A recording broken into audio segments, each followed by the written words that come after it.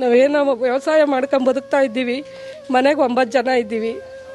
ಒಂದು 15 ಹಸುಗಳವೆ. ತೋಟ ಮಾಡ್ಕೊಂಡಿದ್ದೀವಿ, ಜೀವನ ಮಾಡ್ತಾ ಇದ್ದೀವಿ. ನೆಮ್ಮದಿಯಾಗಿ ನಮ್ಮನ್ನು ಬದುಕಕ್ಕೆ ಬಿಡ್ತಾ ಇಲ್ಲ. ಈ ಥರ ಮಾಡ್ತಾವ್ರೆ ಅನ್ಯಾಯನ. ಇದನ್ನು ಬಂದು ನೀವು ಪರಿಶೀಲನೆ ಮಾಡಿ ಮುಂದುವರಿಸ್ಬೇಕು. ಸುಮ್ಮನೆ ಎಲ್ಲ ಕೂತ್ಕೊಂಡು ಮಾಡೋದಲ್ಲ. ನಾವು ಬಂದು ನೋಡ್ತೀವಿ ಅಂತ ವರ್ಷ 2 ವರ್ಷದಿಂದಲ್ಲ ಬರೀ ಇದೇ ಮಾಡ್ತಾ ಇರೋದಲ್ಲ. ಬಂದು ನೋಡಿ ಇಲ್ಲಿ ಏನಾಗೈತೆ, ಹೆಂಗೈತೆ, ಎಲ್ಲ ಬರಡುನ ಇಲ್ಲ ತೋಟನ ಎಲ್ಲ ನೋಡಿ ನೀವು ಮುಂದಕ್ಕೆ ಕ್ರಮ ಕೈಗೊಳ್ಳಬೇಕು. ಇಂಥ ಅನ್ಯಾಯ ಮಾಡಿ ರೈತರನ್ನ ಮಟ್ಟ ಹಾಕ್ಕೊಂಡಲ್ಲ ನೀವು ಈ ಕೆಲಸ ಮಾಡ್ತಾ ಇರೋದು. ರೋಡ್ನ ಅವಶ್ಯಕತೆ ಏನೈತಿ ಇಲ್ಲಿ? ರೈತರು ಹೊಟ್ಟೆ ಮೇಲೆ ಯಾಕೆ ಹೊಡೆದು ಅವ್ರನ್ನ ಹಾಳು ಮಾಡ್ತಾ ಇದ್ದೀರಾ ನೀವು ಅಧಿಕಾರಿಗಳು? ಅಧಿಕಾರ ಕೈಯಾಗೈತೆ ಅಂತ ಏನು ಬೇಕಾದರೂ ಮಾಡೋದಲ್ಲ. ಅನ್ಯಾಯ ಮಾಡಬಾರ್ದು. ಅನ್ಯಾಯ ಮಾಡಿ ರೈತರು ಉಸಿರು ನಿಮಗೆ ತಟ್ತಾ ಬಿಡಲ್ಲ.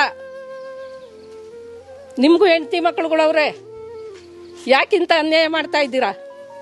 ಮಕ್ಕಳು ಮರಿ ನಾವು ಎಲ್ಲ ಕಟ್ಕೊಂಡು ನಾವೆಲ್ಲ ಹೋಗ್ಬೇಕೆಲ್ಲ ಕಳ್ಕೊಂಡು. ಬೇರೆ ಕ್ರಮ ತಗೊಳ್ರಿ. ಯಾಕಿಂತ ಅನ್ಯಾಯ ಮಾಡ್ತಾ ಇದ್ದೀರಾ? ಬಂದು ಪರಿಶೀಲನೆ ಮಾಡ್ರಿ.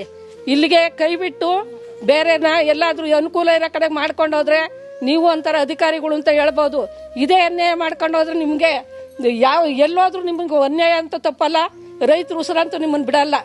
ಹುಷಾರಾಗಿರ್ರಿ. ತೆಂಗಿನ ಗಿಡ ಇದೆ, ಅಡಿಕೆ ಗಿಡ ಇದೆ, ಪ್ರತಿಯೊಂದು ಗಿಡನೂ ಇದೆ. ಎಲ್ಲ ಬರೋ ಡ್ರೈ ಭೂಮಿ ಅಂತ ಮಾಡಿಬಿಟ್ಟು ಏನಿಲ್ಲ ಹೇಳಕ್ಕೆ ಹೆಸರಿಲ್ದಂಗೆ ಮಾಡಿಬಿಟ್ಟವ್ರೆ. ಈ ಊರನ್ನೇ ಅಲ್ಲಲ್ಲಿ ಮಾಡ್ತಾವ್ರೆ. ಇವ್ರು ನಾವು ರೋಡ್ ಮಾಡ್ತೀವಿ ಅಂತ ಹೇಳಿ ಭೂಮಿ ಎಲ್ಲ ಬಿಟ್ಬಿಟ್ಟು ಯಾರು ಎಲ್ಲಿಗೆ ಹೋಗ್ಬೇಕು? ಎಲ್ಲ ಪ್ರತಿಯೊಬ್ಬರು ರೈತರೇ. ಬೈರ್ಸಂದ್ರದಿಂದ ಹಿಡಿದು ಹೊಸನ್ ನರಸಾಪುರದವರೆಗೂ ಎಲ್ಲ ಪೂರ್ತಿ ತೋಟನೇ ಅಂಥದ್ದು ಬರಡು ಭೂಮಿ ಅಂತ ಮಾಡವ್ರೆ. ಯಾವುದೇ ಕಾರಣಕ್ಕೂ ಬರಡು ಭೂಮಿ ಅಲ್ಲ, ಇದು ತೋಟ ಇರೋದು. ತೋಟ ಅಂತ ನೋಡಿಬಿಟ್ಟು DC ಅವರಾಗಲಿ, ಪರಮೇಶ್ವರ್ ಆಗಲಿ, ಸೋಮಣ್ಣವರಾಗಲಿ, ಸುರೇಶ್ ಗೌಡ್ರಾಗಲಿ ಈ ಪ್ರತಿಯೊಬ್ಬರು ಇಲ್ಲಿ ಬಂದು ಎಲ್ಲ ನೋಡಿ ಇದನ್ನು ಮಾಡಬೇಕು.